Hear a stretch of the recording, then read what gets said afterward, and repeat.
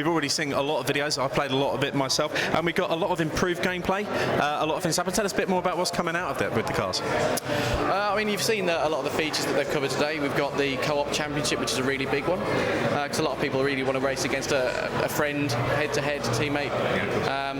Obviously, the split screen is a big addition this year. Split screen in racing games is a must, and it's something that a lot of people called for in 2011, and we've been able to implement that as well. But I mean, for me, a lot of the thing we get this year is the depth in the feel of the cars in the game.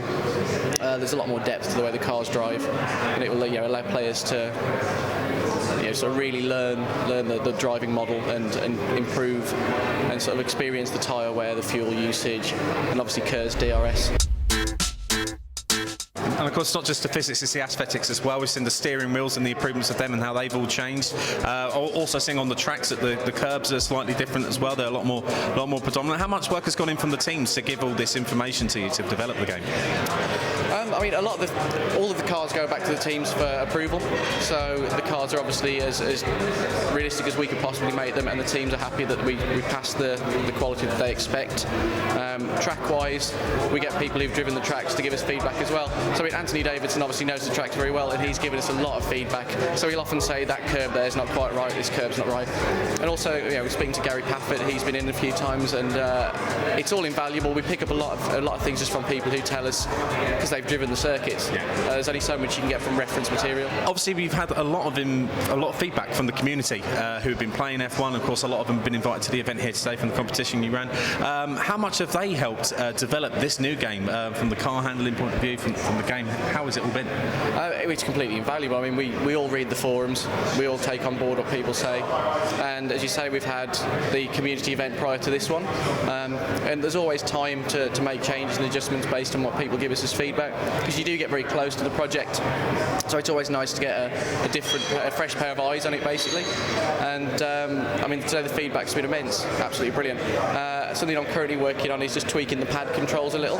So today, having pad setups here has given me a lot of feedback that I can carry on working on when I get back to the studio. And how is it to deploy the KERS and the DRS as you're going around? Obviously, we've been doing it with the steering wheel, we've been doing it with the pads. It all seems pretty good. How is it to program and to make that actually come alive when you're racing?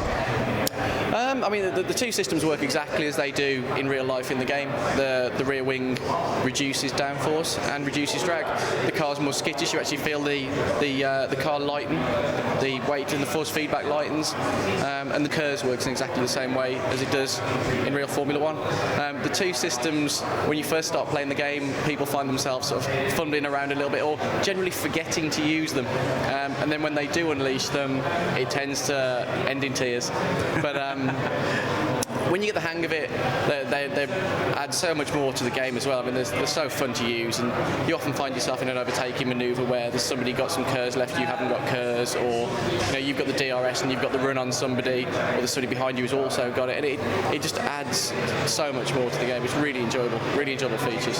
And of course, as I say, with gloating, a lot of people do like to show off when they do something spectacularly poor in the way of crashing and stuff like that. A lot more has gone into the dynamics visually this year for damage detail and things like that. Tell us a little bit more about that. Yeah, I mean, the nose of the car deforms a lot more than it did last year. The punches obviously look far more impressive this year. Wheels coming off, parts of the brake ducting, they all bounce around off the track surface. Obviously, when the car goes off track, the grass has been changed this year, so the car now bumps around a lot more. It's a lot more convincing. The gravel's been improved on as well, so now when you go to the gravel, it looks and it feels more how you would expect it to be if you put yourself in the gravel. So all of these things have given a more convincing, more realistic, more solid sort of feeling damage model. Fantastic. Well, Lee, thank you very much for joining us. Cheers. 2 laps to go, 2 laps. Brilliant, well done.